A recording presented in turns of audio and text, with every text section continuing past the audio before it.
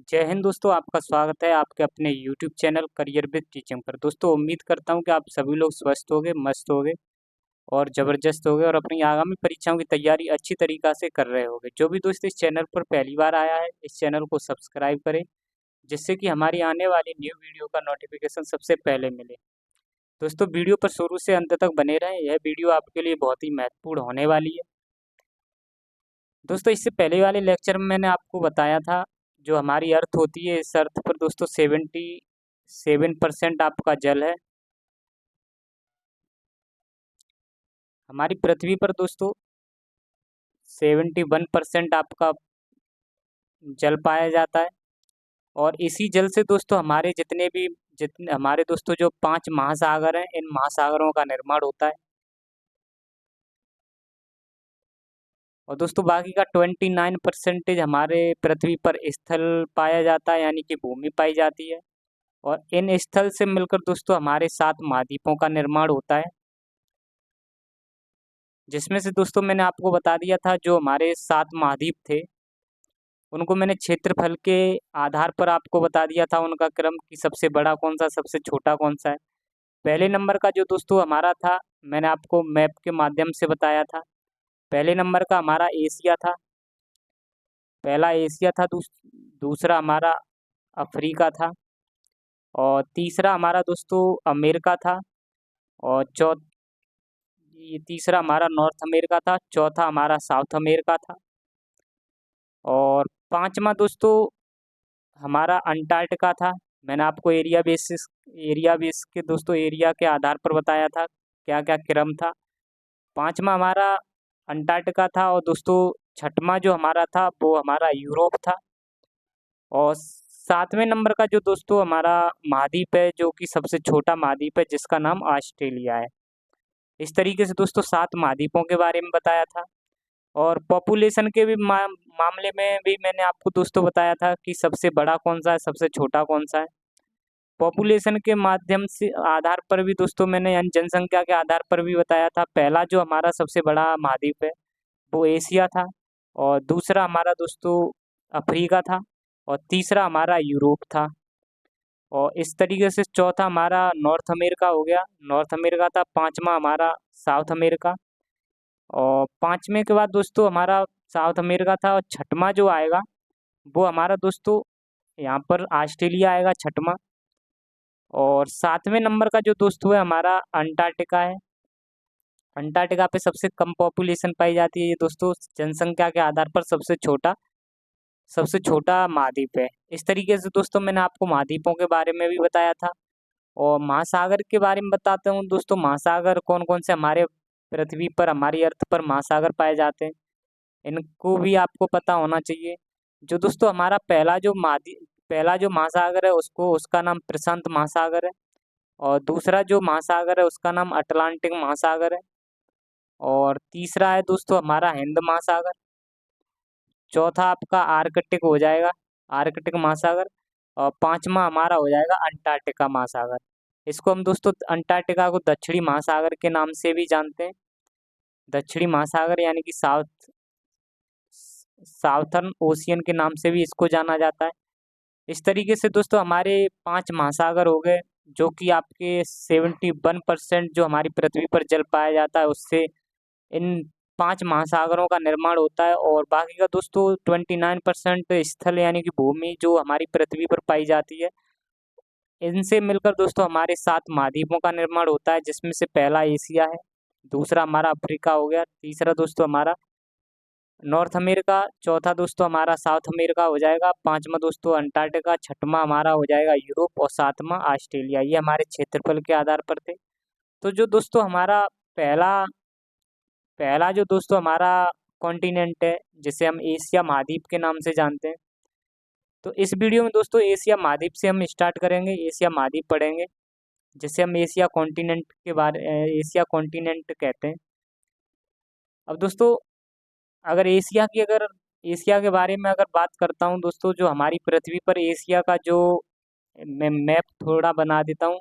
ये दोस्तों हमारा एशिया का पूरा कंप्लीट, ये हमारा दक्षिण में भारत आ जाएगा। इस तरीके से दोस्तों कंप्लीट हमारा एशिया का है, यानी कि अगर हम इस पे दिशा निरूपित करेंगे तो दोस्तों ये हमारा ईस्ट हो जाएगा, इधर एशिया का ईस्ट हो जाएगा। ये हमारा ऊपर की तरफ नॉर्थ हो जाएगा और इधर हमारा यूरोप स्थित है। तो इधर दोस्तों हमारा वेस्ट स्थित हो जाएगा और नीचे दोस्तों हमारा दक्षिण में हमारा भारत स्थित है। तो आपका एशिया में दोस्तों दक्षिण पार्ट पर हमारा भारत स्थित है और ईस्ट में हमारा पैसिफिक ओशियन है। इधर दोस्तों वेस्ट की तरफ आपका आपका दोस्तों यूरोप स्थित है। और दोस्तों जो हमारा इस एशिया दोस्तों महाद्वीप से ही इसके बगल में आपका यूरोप महाद्वीप भी लगा हुआ है। तो दोस्तों हमारा एशिया और आपका यूरोप ये दोनों अलग अलग महाद्वीप हैं और ये दोनों महाद्वीप दोस्तों एक ही प्लेट पर स्थित हैं। जो दोस्तों टेक्टोनिक प्लेट होती थी, उन टेक्टोनिक प्लेटों पर ही एक ही प्लेट पर दोस्तों आपके ये एशिया महाद्वीप और आपका ये यूरोप महाद्वीप दोनों एक ही प्लेट पर स्थित हैं। यानी दोस्तों इन्हें कंबाइन रूप से हम इन दोनों महाद्वीपों को कंबाइन रूप से यूरेशिया के नाम से जानते हैं। इसे हम यूरेशिया कहते हैं। तो दोस्तों यही आपके सभी के सभी आगे ये पॉइंट हैं जो कि मैं आपको बताऊंगा एशिया महाद्वीप के बारे में दोस्तों। और एशिया महाद्वीप की अगर हम दोस्तों इस बात करते हैं तो एशिया महाद्वीप में हमारे 48 देश आते हैं। एशिया महाद्वीप में 48 देश हैं दोस्तों, जिसमें हमारा भारत भी आता है। और दोस्तों जितने भी आपके छोटे छोटे देश हैं जैसे जैसे दोस्तों भारत, चीन, रूस, ये सब दोस्तों 48 देशों से मिलकर हमारा एशिया महाद्वीप बना है। और दोस्तों एक संस्था है यूएनओ, जिसे यूनाइटेड नेशन ऑर्गेनाइजेशन के नाम से जाना जाता है। इसका मानना है दोस्तों ये जो देशों को मानती है वो अपने 193 देशों को मानती है। यूएनओ जो है दोस्तों वो 193 देशों को मानती है, लेकिन हालांकि दोस्तों हमारी अर्थ पर जो देश हैं वो 206 देश हैं। 206 देश हैं, लेकिन यूएनओ जो मानता है वो आपका 193 देशों को मानता है। अगर हम दोस्तों एशिया महाद्वीप के बारे में बात करें तो इस यह हमारा एशिया महाद्वीप जनसंख्या के आधार पर भी सबसे बड़ा महाद्वीप है और दोस्तों ये क्षेत्रफल के आधार पर भी हमारा सबसे बड़ा महाद्वीप है। तो वही पॉइंट है दोस्तों, क्षेत्रफल और जनसंख्या में हमारा सबसे बड़ा महाद्वीप है आपका एशिया। यानी कि Asia is the largest continent. और एशिया जो है दोस्तों हमारा यूरोप, एशिया महाद्वीप जो है दोस्तों आपका यूरोप और एशिया, इन दोनों को मिलकर हम यूरेशिया प्लेट के नाम से जानते हैं। और यूरेशिया को हम सुपर कॉन्टिनेंट के नाम से भी जानते हैं। यूरेशिया जो है दोस्तों यूरेशिया प्लेट के अंदर आपका यूरोप और एशिया दोनों आते हैं, तो इसलिए हम दोस्तों इसको सुपर कॉन्टिनेंट के नाम से जानते हैं। और दोस्तों अगर हम दोस्तों बात करें एशिया महाद्वीप में सब एरिया में सबसे बड़ा देश कौन सा है और जनसंख्या के आधार पर सबसे बड़ा कौन सा देश है। अगर हम दोस्तों एरिया के आधार पर सबसे बड़े देश की बात करें तो सबसे बड़ा जो देश है वो हमारा रूस है। पहले नंबर पर दोस्तों रूस है एरिया में सबसे बड़ा, और दूसरा है दोस्तों चीन। एरिया में सबसे बड़ा रूस और दूसरे नंबर पर चीन हो जाएगा। और पॉपुलेशन में दोस्तों अगर बात करें सबसे बड़ा जो देश है वो आपका भारत पहले नंबर पर है और दूसरे नंबर पर चीन है। तो पॉपुलेशन में जो बड़ा देश हो जाएगा दोस्तों वो हमारा भारत निकल चुका है। तो भारत देश है पॉपुलेशन में सबसे बड़ा देश और चीन है दोस्तों आपका दूसरा सबसे बड़ा देश। जनसंख्या के आधार पर दोस्तों बात करते हैं तब हमारा दोस्तों आपका भारत सबसे बड़ा देश हो जाएगा, चीन दूसरे नंबर पर हो जाएगा। और दोस्तों तीन ऐसे देश हैं हमारे एशिया महाद्वीप के अंदर, दोस्तों तीन ऐसे देश हैं जो कि आपके एशिया महाद्वीप में भी आते हैं और आपके यूरोप महाद्वीप में भी आते हैं। तो वही पॉइंट है ये दोस्तों, जो तीन देश हैं वो हमें एशिया महाद्वीप में भी देखने को मिलते हैं और यूरोप महाद्वीप में भी देखने को मिलते हैं। यानी इन तीन देशों का कुछ भाग एशिया में भी आता है और कुछ भाग है जो कि आपका यूरोप में भी आता है। पहला जो दोस्तों आपका है देश रूस। रूस की अगर हम बात करते हैं दोस्तों तो ये हमारा रूस है दोस्तों। कंप्लीट आपको समझना है, ये हमारा रूस है। तो रूस का जो इधर का भाग है जो दोस्तों, ये आपका यूरोप में आता है, और इधर का जो भाग है दोस्तों वो आपका एशिया में आता है। और इस भाग को दोस्तों, ये जो रूस का एशिया में जो भाग आता है, इसको हम साइबेरिया के नाम से जानते हैं। उम्मीद करता हूँ कि आपको यह पॉइंट समझ में आया होगा। यानी कि जो रूस का एशिया में जो भाग आता है उसको हम साइबेरिया के नाम से जानते हैं। तो वही पॉइंट है दोस्तों, रूस जो है, रूस का एशिया वाला जो भाग है वो आपका साइबेरिया कहलाता है। और दूसरा जो देश है वो कजाकिस्तान है। दूसरा देश है जो कि आपका कजाकिस्तान है। और कजाकिस्तान का भी यही प्रोसेस है दोस्तों, कुछ भाग आपका यूरोप में आता है, कुछ भाग एशिया में आता है। तीसरे नंबर का आपका तुर्की हो जाएगा। तो तीसरे नंबर पर आपका तुर्की है दोस्तों। और अगर हम दोस्तों, एक क्वेश्चन आया था हमारे एग्जाम में कि जो भारत है, भारत एशिया में किस पॉइंट पर स्थित है। भारत जो है वो एशिया में किस पॉइंट पर स्थित है, मैंने आपको ये भी बताया था। जो भारत देश यानी इंडिया जो है वो दोस्तों दक्षिण एशिया में स्थित है। तो एशिया में दोस्तों दक्षिण में हमारा भारत स्थित है। अगर हम दोस्तों इसमें कुछ एशिया के बारे में बताएं तो आपको, जो कि मैंने आपको पहले भी बता दिया था, पहले ही बताया है। माने कि चलो दोस्तों, ये बॉक्स है हमारा पूरा कंप्लीट एशिया है, एशिया का महाद्वीप है। और इसकी अगर हम दोस्तों दिशा निरूपित इस पर करते हैं कि ऊपर की तरफ जो होगा दोस्तों, एशिया के ऊपर में हमारा नॉर्थ वाला भाग होता है। और अगर हम दोस्तों एशिया के जब दक्षिण में जाएंगे, अगर हम नीचे जाएंगे तो दोस्तों नीचे हमारा दक्षिण देखने को मिलता है, जिसे साउथ कहते हैं। अगर दोस्तों हम एशिया के इधर जाएंगे तो हमको इधर ईस्ट देखने को मिलता है, जिसे पूर्व कहते हैं। और इधर जाएंगे तो हमें दोस्तों वेस्ट देखने को मिलेगा, जिसे हम पश्चिम कहते हैं। तो ये एशिया की दोस्तों कुछ चारों दिशाएं, ऊपर की नॉर्थ है, नीचे की साउथ, और इधर की ईस्ट, और इधर की वेस्ट। जो दोस्तों एशिया के ऊपर में नॉर्थ की तरफ जो देखने को मिलता है वो हमें आर्कटिक ओशियन देखने को मिलता है। और एशिया के ईस्ट की तरफ हमें दोस्तों पैसिफिक ओशियन देखने को मिलता है, जिसे प्रशांत महासागर कहते हैं। और अगर हम वेस्ट की तरफ जाएंगे तो हमें यूरोप देखने को मिलेगा। एशिया के दोस्तों वेस्ट में हमारा यूरोप स्थित है। और नीचे अगर जाएंगे एशिया के तो हमें दोस्तों इंडियन ओशियन देखने को मिलता है। इंडियन ओशियन स्थित है आपका एशिया के नीचे। अब दोस्तों नेक्स्ट जो पॉइंट है हमारा, जो एशिया है दोस्तों, एशिया महाद्वीप जो है, और हमारा जो आपका यूरोप महाद्वीप है, इनको इनके बीच में जो दोस्तों बॉर्डर कौन बनाता है, ऐसी क्या क्या चीज़ें हैं जो कि इनके बीच में बॉर्डर बनाती हैं। यानी कि दोस्तों आपका यूरोप और आपका एशिया, यूरोप और एशिया किस प्रकार से अलग होते हैं।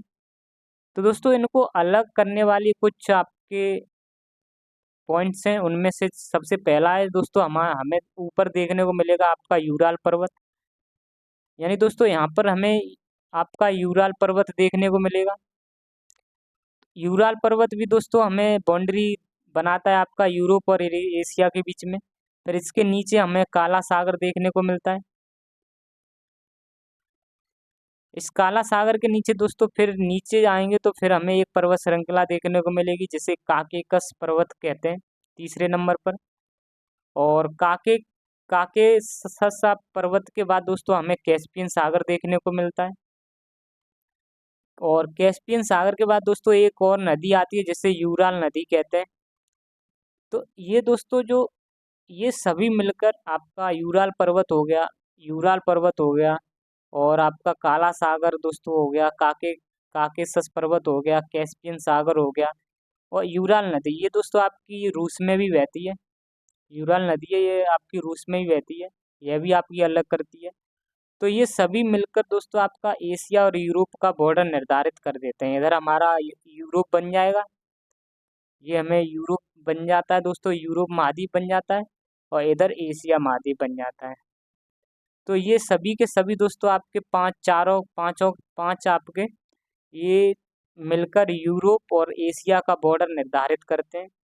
उम्मीद करता हूँ कि आपको ये पॉइंट समझ में आए होंगे। नेक्स्ट पॉइंट के बारे में अगर बात करें हम दोस्तों, नेक्स्ट जो पॉइंट है, नेक्स्ट पॉइंट दोस्तों अब बात करते हैं, जो एशिया हमारा महाद्वीप है वो किस किस अक्षांशों पर स्थित है। हमने दोस्तों पढ़ा भी है पृथ्वी के बारे में, तो पृथ्वी पर बहुत सारे अक्षांश देखने को मिलते हैं, जो कि दोस्तों आपने देखे भी होंगे। पृथ्वी पर दोस्तों हमें 5 डिग्री, 10 डिग्री इस तरीके से हमें बहुत सारे अक्षांश देखने को मिलते हैं पृथ्वी के अंदर। ये दोस्तों आपके अक्षांश हो गए। और हमारा जो एशिया जो स्थित है वो कहाँ पर स्थित है? एशिया जो है दोस्तों वो किन किन अक्षांशों पर स्थित है? अगर हम दोस्तों अगर हम एशिया की जब बात करते हैं, तो ये हमारा दोस्तों एशिया है। एशिया जो कि हमारा दोस्तों कर्क रेखा, ये आपकी कर्क रेखा है, जो कि 23.5 डिग्री अक्षांश से होकर गुजरती है। और ऊपर जाएंगे 66.5 डिग्री पर दोस्तों, 66.5 डिग्री के अक्षांश पर आर्कटिक वृत्त गुजरता है। और इन दोनों दोस्तों अक्षांशों से हमारा एशिया पास होता है। ये हमारा दोस्तों एशिया जो है, एशिया महाद्वीप आपका एक 66 डिग्री अक्षांश पर पास होता है। और आपका कर्क रेखा पर दोस्तों 23.5 डिग्री अक्षांश पर भी यहाँ से पास होती है। यानी इन दोनों अक्षांशों से दोस्तों इन दोनों अक्षांशों पर आपका एशिया महाद्वीप स्थित है। और दोस्तों एशिया महाद्वीप के कुछ आपके द्वीप स्थित हैं, आपके कुछ द्वीप हैं, जैसे कि आपका इंडोनेशिया हो गया। ये भी आपके सभी के सभी दोस्तों एशिया महाद्वीप के अंदर ही आते हैं। तो एशिया महाद्वीप के अंदर एक इंडोनेशिया द्वीप है, यहाँ से हमारा सुमात्रा जो द्वीप है, यहाँ से दोस्तों आपकी भूमध्य रेखा गुजरती है। तो दोस्तों हमारी जो भूमध्य रेखा गुजरती है आपकी, वो इंडोनेशिया के सुमात्रा द्वीप से होते हुए गुजरती है। तो आप इस तरीके से कह सकते हो जो एशिया महाद्वीप है वो हमें भूमध्य रेखा और कर्क रेखा और आर्कटिक वृत्त से, इन तीनों अक्षांशों से हमारा हमारा दोस्तों एशिया से ये तीनों जो अक्षांश हैं वो आपके एशिया महाद्वीप से गुजरते हैं। उम्मीद करता हूँ कि आपको यह पॉइंट समझ में आया होगा। यानी दोस्तों जो हमारा एशिया है वो इन तीनों अक्षांशों पर स्थित है। आप ये भी कह सकते हो या फिर ये भी कह सकते हो, ये तीनों अक्षांश हैं जो कि हमारे एशिया महाद्वीप से होकर गुजरते हैं। उम्मीद करता हूँ कि आपको यह पॉइंट समझ में आया होगा। और यही दोस्तों पॉइंट्स के रूप में लिखा है, फैक्ट के रूप में लिखा है कि एशिया से गुजरने वाले जो अक्षांश हैं, यानी कि जो लैटिट्यूड है, पहला तो दोस्तों हमारा भूमध्य रेखा हो जाएगा, जो कि 0 डिग्री पर स्थित है, 0 डिग्री लैटिट्यूड पर स्थित है। और यानी आप कह सकते हो दोस्तों एशिया से हमारी जो दोस्तों एशिया महाद्वीप से हमारी एक भूमध्य रेखा गुजरती है। और दूसरी जो है दोस्तों रेखा कर्क रेखा, कर्क रेखा भी दोस्तों हमारे हमारे एशिया महाद्वीप से गुजरती है, यानी कि 23.5 डिग्री नॉर्थ लैटिट्यूड पर स्थित है आपकी कर्क रेखा। यह भी आपके एशिया महाद्वीप से गुजरती है। और 66.5 डिग्री नॉर्थ लैटिट्यूड पर आर्कटिक वृत्त स्थित है, जो कि आर्कटिक वृत्त भी हमारे एशिया महाद्वीप से होकर गुजरता है। उम्मीद करता हूँ कि आपको ये सभी के सभी पॉइंट समझ में आए होंगे। दोस्तों पृथ्वी है, यहाँ पर 0 डिग्री इक्वेटर रेखा गुजरती है, फिर उसके ऊपर दोस्तों कर्क रेखा है, फिर हमारा आर्कटिक वृत्त है। ये तीनों दोस्तों आपके एशिया महाद्वीप से होकर गुजरती हैं। ये तीनों की तीनों जो लाइन है वो आपकी एशिया महाद्वीप से होकर गुजरती हैं। आप ये भी कह सकते हो या ये कह सकते हो हमारा एशिया महाद्वीप है इन तीनों लाइनों पर स्थित है। उम्मीद करता हूँ कि आपको ये पॉइंट समझ में आया होगा। अब दोस्तों एशिया में आपने देखा है कि एशिया में दोस्तों बहुत सारे पर्वत भी हैं। एशिया के अंदर बहुत सारे पर्वत हैं और कुछ आपके पास पठार भी हैं, और दोस्तों प्रमुख कुछ झीलें भी हैं। ये सभी के सभी एशिया के अंदर आते हैं। दोस्तों ये सभी के सभी हम आपके पॉइंट से डिस्कशन करेंगे, कौन कौन सी दोस्तों एशिया में प्रमुख झीलें हैं, कौन कौन सी आपके पर्वत हैं, कौन कौन से पठार हैं। तो दोस्तों एशिया की प्रमुख झीलों के बारे में बात करें हम, एशिया की जो प्रमुख झील हैं यानी कि इम्पोर्टेंट लेक्स हैं, उनके बारे में अगर बात करते हैं, तो पहली जो लेक्स हो जाएगी दोस्तों उसका नाम है आपका कैस्पियन सागर। और कैस्पियन सागर की अगर हम बात करते हैं दोस्तों, तो यह विश्व की सबसे बड़ी खारे पानी की झील है। यानी कि दोस्तों आपको एरिया में याद रखना है, एरिया में सबसे बड़ी है, एरिया में दोस्तों यह सबसे बड़े खारे पानी की झील है। एक एरिया होता है दोस्तों, इसमें पूरा आपका साल्ट पाया जाएगा, लवणता पाई जाएगी। और एक दोस्तों हालांकि एरिया में छोटी होती है, तो इसमें दोस्तों इसमें अधिक देखने को मिलेगा, साल्ट हमको इसमें लवणता अधिक देखने को मिलती है। तो ये तो सबसे बड़ी हो जाएगी। अगर हम दोस्तों सबसे ज़्यादा साल्ट यानी सबसे ज़्यादा लवणता की बात करेंगे तो आपकी ये हो जाएगी। अगर हम दोस्तों सबसे बड़े खारे पानी की कहेंगे तो ये वाली हो जाएगी सबसे बड़ी अगर कहेंगे। लेकिन यहाँ पर दोस्तों लवणता कम है रहती है, लवणता कम रहती है, लेकिन सबसे बड़े खारे पानी की झील है। और यहाँ लवणता ज़्यादा है तो यहाँ पर ये सबसे ज़्यादा लवणता वाली झील हो जाएगी। सबसे बड़ी खारे पानी की और सबसे ज़्यादा खारे पानी की आप यहाँ पर अंतर देख सकते हो। ये सबसे बड़े खारे पानी की है और ये सबसे ज़्यादा खारे पानी की झील है। तो ये भी दोस्तों आपको आगे पॉइंट्स देखने को मिलेंगे। तो आपको पहला पॉइंट्स ये समझना है दोस्तों कि हमारी कैस्पियन जो सागर है वो है विश्व की सबसे बड़ी खारे पानी की झील है, यानी कि लार्जेस्ट साल्ट वाटर लेक है। और यह दोस्तों कैस्पियन सागर जो है यह पांच पांच देश हैं, पांच देश की जो सीमा है, सीमाओं से अपना बॉर्डर लगाती है। यानी जो पांच देश हैं दोस्तों, पांच देश की सीमाओं से इसका बॉर्डर लगता है कैस्पियन सागर का। जिसमें से आपका पहला ईरान हो जाएगा, दूसरा रूस हो जाएगा, तीसरा कजाकिस्तान, फिर चौथा तुर्कमेनिस्तान और लास्ट में अजरबैजान। इन पांचों देशों से दोस्तों यह कैस्पियन सागर अपना बॉर्डर साझा करती है। यानी दोस्तों इन चारों ये पांचों जो देश हैं, कहीं ना कहीं इन पांचों देशों के जो बॉर्डर हैं वो आपके कैस्पियन सागर से दोस्तों ये शेयर करते हैं। ये पांचों देश अपना बॉर्डर कैस्पियन सागर से अपना बॉर्डर शेयर करते हैं। यानी आप ये कह सकते हो इन पांच देशों की सीमा से इस कैस्पियन सागर का बॉर्डर लगता है। उम्मीद करता हूँ ये आपको पॉइंट समझ में आया होगा। और ये कैस्पियन सागर जो है दोस्तों वो स्थल रुद्ध झील है, यानी लैंड लॉक लेक है ये। लैंड लॉक क्या होता है दोस्तों, इसके चारों तरफ जमीन ही जमीन है। यह जो कैस्पियन सागर लेक है, कैस्पियन सागर जो है दोस्तों इसके चारों तरफ जो है वो आपकी जमीन ही जमीन है, इसलिए ये लैंड लॉक लेक है। तो ये दोस्तों आपकी स्थल रुद्ध झील हो जाएगी। उम्मीद करता हूँ कि आपको ये समझ में आया होगा। दूसरी है बेकाल झील दोस्तों। और बेकाल झील की बात करें तो यह दोस्तों विश्व की सबसे गहरी झील है, जो कि आपकी रूस में देखने को मिलती है। यह हमारी दोस्तों सबसे गहरी झील हो जाएगी। और गहरी झील की अगर हम बात करते हैं दोस्तों, तो जो कि रूस में स्थित है, यानी deepest lake of the world आपकी बेकाल झील हो जाएगी। तीसरे नंबर की है बोन झील। बोन झील दोस्तों ये भी आपकी एशिया में, जो कि दोस्तों तुर्की में स्थित है। तुर्की में दोस्तों ये बोन झील स्थित है और इसमें मैक्सिमम साल्ट वाटर लेक ये कहलाती है। यानी कि इसमें सर्वाधिक लवणता पाई जाती है, इसीलिए हम दोस्तों इसको सर्वाधिक लवणता वाली झील कहते हैं। उम्मीद करता हूँ कि आपको ये पॉइंट समझ में आया होगा। इससे पहले मैंने बताया था सबसे बड़ी खारे पानी की झील ये एरिया में हो जाएगी।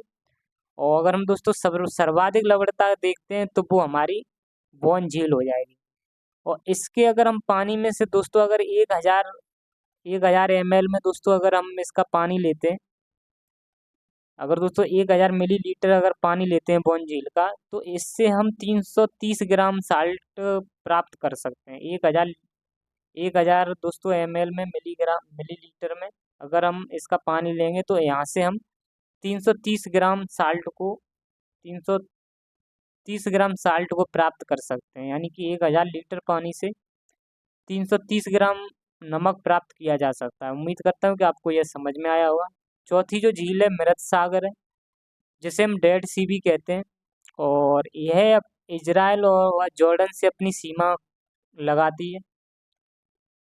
और मृत सागर है ये दोस्तों दूसरी सर्वाधिक लवणता वाली झील है, यानी सेकंड लार्जेस्ट साल्ट लेक है। और इसके 1000 मिलीलीटर वाटर से हम 300 ग्राम साल्ट बना सकते हैं, यानी 300 ग्राम साल्ट को प्राप्त किया जा सकता है।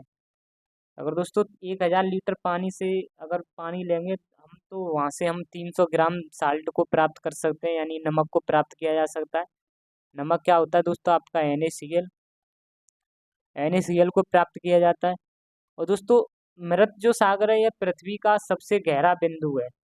पृथ्वी का दोस्तों ये सबसे गहरा बिंदु है, जिसकी अगर हम ले हाइट दोस्तों गहरा इतना ही, अगर इसकी हम दोस्तों लंबाई की बात करें तो 440 मीटर ये दोस्तों पृथ्वी के अंदर गहरा आपका बिंदु पाया जाता है मृत सागर।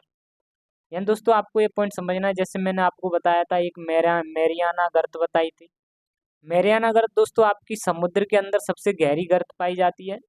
और आपकी अगर हम दोस्तों पृथ्वी के अगर महाद्वीप के ऊपर की बात करें, मृत सागर में दोस्तों अगर बात करेंगे तो मृत सागर में पृथ्वी का यह सबसे गहरा बिंदु है। यानी आप समझ सकते हो दोस्तों, पृथ्वी के अगर महासागर के अंदर की बात हो, पृथ्वी के अगर महासागर के अंदर की बात हो तो हम मैरियाना गर्त को बताएंगे कि हमारा जो पृथ्वी के महासागर है, महासागर के अंदर सबसे गहरा जो बिंदु है वो मैरियाना गर्त है। अगर हम दोस्तों पृथ्वी के महाद्वीपों की बात करेंगे, पृथ्वी के महाद्वीपों पर जो सबसे गहरा बिंदु है वो आपका मृत सागर हो जाएगा। उम्मीद करता हूँ कि आपको ये दोनों पॉइंट समझ में आया होगा।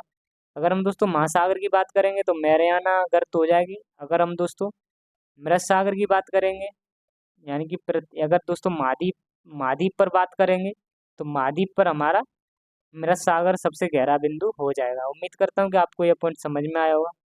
और पांचवी जो लेक्स है दोस्तों वो हमारे भारत में ही है, जिसका नाम है चिल्का लेक, जिसे हम चिल्का झील भी कहते हैं दोस्तों। भारत के उड़ीसा राज्य में स्थित है और यह हमारी एशिया की सबसे बड़ी लेगून झील है, यानी कि largest lagoon lake of the Asia. तो आपकी चिल्का झील हो जाएगी। अब लेगून क्या होता है दोस्तों, ये मैंने आपको 1000 बार बता दिया। जो जो दोस्तों आपके लेगून क्या होता है, लेगून के अगर बारे में बात करें तो जो समुद्र का जो पानी होता है वो तटों पर जो इकट्ठा हो जाता है, ये दोस्तों हमारा समुद्र है मान लो, और ये हमारा तट है।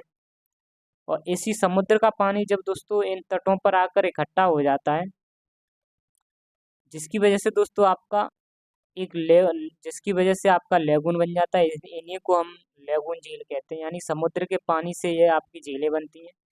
समुद्र का पानी तटों पर इकट्ठा हो जाता है, झील जिससे हमें लेगून झीलों का निर्माण होता है। उम्मीद करता हूँ कि आपको ये समझ में आया होगा कि आपकी लेगून झील समुद्र के पानी से ये इनका निर्माण होता है। जब कभी दोस्तों लहरें ज़्यादा आ जाती हैं तो समुद्र का पानी इधर चला आता है, तो जिसकी वजह से यहाँ पर ये पानी इकट्ठा हो जाता है और इसी पानी से हमें लेगून झीलों का निर्माण देखने को मिलता है। नेक्स्ट है दोस्तों अरल सागर। अरल सागर जो आपकी झील है यह हमें कजाकिस्तान और उज्बेकिस्तान की सीमा पर देखने को मिलती है। यह आपकी दोस्तों कजाकिस्तान और उज्बेकिस्तान के सीमा पर स्थित है आपकी अरल सागर। और इसी तरीके से आपकी पेंगोंग त्सो आपकी जो झील है, यह त्सो का मतलब होता है दोस्तों झील, त्सो का मतलब होता है झील। यानी पेंगोंग जो झील है वो आपकी लद्दाख और चीन की सीमा पर स्थित है। और यह झील दोस्तों, यह झील विवादित रहती है, भारत और चीन के बीच में विवादित है। इससे पहले दोस्तों मैंने आपको बताया भी था, जब इन पेंगोंग झील पे ही हमारे भारत और चीन के सैनिकों में युद्ध हुआ था। इसी इसी इसलिए ये दोस्तों आपकी पेंगोंग त्सो जो झील है वो आपकी विवादित है। लास्ट में दोस्तों एक नेक्स्ट इम्पोर्टेंट जो कि काला सागर है। और काला सागर की अगर हम बात करते हैं दोस्तों, यह आपकी काला सागर आपके इन देशों से अपनी सीमा को लगाती है। काला सागर जो झील है दोस्तों, पहला जो देश है रोमानिया, बुल्गारिया, रूस, यूक्रेन, तुर्की, जॉर्जिया, इन सभी देशों से दोस्तों काला सागर अपनी सीमा को काला सागर जो है झील, वो अपनी इन देशों से अपनी सीमा को लगाती है। और दोस्तों आप इसको ऐसे भी याद रख सकते हो, जैसे मैंने आपको पहले भी बताया था कि जैसे कि हमारी ये काला सागर जो झील है, तो इसके पास दोस्तों एक इधर आपका देश है, मान के चलो इधर देश है, इधर देश है, इधर तरफ देश है। तो इस तरीके से दोस्तों इन देशों से अपनी सीमा को ये काला सागर लगाता है। उम्मीद करता हूँ कि आपको यह पॉइंट समझ में आया होगा। तो काला सागर से ये दोस्तों आपके क्वेश्चन भी बने कई बार कि काला सागर से कौन सा निम्नलिखित में से कौन सा देश अपना बॉर्डर साझा करता है, यानी अपना बॉर्डर शेयर करता है। तो आपके ऑप्शन भी दिए जाते हैं दोस्तों, तो आपको ये याद रखने कौन कौन से देश काला सागर से अपने बॉर्डर को लगाते हैं। उम्मीद करता हूँ कि आपको ये सभी के सभी पॉइंट समझ में आए होंगे। और दोस्तों अगर एक क्वेश्चन और बनता है एक पॉइंट से कि विश्व का सबसे बड़ा सागर की बात करें, जैसे कि हमारा दोस्तों भारत के पास एक अरब सागर है, इस तरीके से दोस्तों आपको बात करें कि सबसे बड़ा सागर कौन सा है, तो दोस्तों आपका हो जाएगा दक्षिणी चीन सागर। सबसे बड़ा विश्व का सबसे बड़ा जो सागर हो जाएगा वो दक्षिणी चीन सागर हो जाएगा। ये आपका दोस्तों सी है, यानी कि आपका ओशियन नहीं है, ओशियन अलग चीज़ होती है दोस्तों। और आपका सागर अलग चीज़ होता है। यानी कि जो दोस्तों ओशियन होता है, ओशियन का छोटा भाई आपका सागर होता है। जैसे हमारा ये अरब सागर है, और अरब सागर के नीचे यहाँ पर दोस्तों आपका इंडियन ओशियन है। तो इसका दोस्तों जो छोटा है रूप वो आपका सागर कहलाता है, और इसका जो बड़ा रूप होता है वो आपका महासागर कहलाता है। तो दोस्तों जो सबसे विश्व का सबसे बड़ा जो सागर हो जाएगा वो आपका दक्षिणी चीन सागर हो जाएगा। इस तरीके से ये आपको दोस्तों झीलें समझ आई होंगी, ये मैंने झीलें बताई। और दोस्तों कुछ इंपॉर्टेंट पठार की बात कर लेते हैं कि एशिया में कौन कौन से पठार हैं, यानी कि प्लेट्यू हैं। अगर हम दोस्तों इसकी डेफिनेशन के पहले भी मैंने आपको डेफिनेशन बता चुका हूँ, फिर भी एक बार और आपको बता देता हूँ डेफिनेशन। पठार क्या होते हैं दोस्तों, जो कि जमीन से ऊपर उठे हुए भाग, यानी कि ये आपकी जमीन है दोस्तों, जमीन से उठे हुए जो भाग होते हैं, और इनका ये जमीन से उठे हुए भाग होते हैं, लेकिन दोस्तों ऊपर से आपके ये समतल होते हैं, आपके जमीन से उठे हुए हों और ऊपर आपके समतल हों। और ये आपकी दोस्तों चट्टानों के बने होते हैं। और अगर हम इनको 300 मीटर की दूरी से देख सकते हैं, तो दोस्तों आपके ये पठार कहलाते हैं। यानी जमीन से ऊपर उठा हुआ भाग जो कि हाईलैंड एरिया, जो कि रॉक्स का बना हो, ऊपर से समतल हो, उसको ही हम दोस्तों आपका पठार कहते हैं। जमीन से उठा हुआ भाग जमीन से उठा हुआ भाग चट्टानों का दोस्तों, ऊपर से समतल हो, उसको 300 मीटर की दूरी से देखा जा सके, उसको ही हम पठार यानी प्लेट्यू के नाम से जानते हैं। पहला है दोस्तों पठार याकूत का पठार। याकूत का पठार की बात करते हैं तो ये आपका रूस में स्थित है। और दूसरा है शान का पठार। शान के पठार जो जो दोस्तों आपका म्यांमार में स्थित है। और तीसरा है पामीर का पठार। पामीर का पठार को हम दोस्तों रूफ ऑफ द वर्ल्ड कहते हैं। ये हमारे भारत के ऊपर दोस्तों, भारत के नॉर्थ में स्थित है पामीर का पठार। लेकिन दोस्तों यह अपना जो बॉर्डर जो शेयर करता है, यह आपका जो पामीर का पठार आता है वो इन देशों में आता है, यानी कि उज्बेकिस्तान, कजाकिस्तान और आपका अफगानिस्तान, इन तीनों देशों में ये पामीर का पठार आता है आपका, और ये भारत के ऊपर स्थित है। चौथा है तिब्बत का पठार दोस्तों। ये हमको तिब्बत का पठार चीन में देखने को मिलता है, चीन में स्थित है, और यह विश्व का सबसे ऊंचा पठार है, यानी कि highest plateau of the world, तो आपका तिब्बत का पठार हो जाएगा। पांचवा अनातोलिया का पठार है, यह हमें तुर्की में स्थित है। और लास्ट में दोस्तों आपका लास्ट दक्कन का पठार और आपका लद्दाख का पठार, ये हमें भारत में देखने को मिलते हैं, जो कि दोस्तों आपका लेह शहर जो स्थित है वो आपका लद्दाख में ही है। ये पठार जो है दोस्तों, दक्कन और लद्दाख के पठार हमें भारत में भी देखने को मिलेंगे। ये हमें दक्कन का पठार साउथ में देखने को मिलता है, लद्दाख का पठार दोस्तों हमें नॉर्थ में, यानी कि जम्मू कश्मीर से अब अलग हो चुका है लद्दाख, तो लद्दाख में दोस्तों लद्दाख का पठार देखने को मिलता है। उम्मीद करता हूँ कि दोस्तों आपको वीडियो पसंद आई हो। अगर वीडियो पसंद आई हो तो वीडियो को लाइक करें और चैनल को सब्सक्राइब करें और बेल आइकन को प्रेस करें। दोस्तों आज के लिए इतना ही, और मिलते हैं आपसे नेक्स्ट वीडियो में। दोस्तों एक बार वीडियो को, इस चैनल को सब्सक्राइब कर लें, करियर विद टीचिंग को। दोस्तों मिलते हैं आपसे नेक्स्ट वीडियो में। आज के लिए इतना ही। जय हिंद, जय भारत, जय माँ सरस्वती।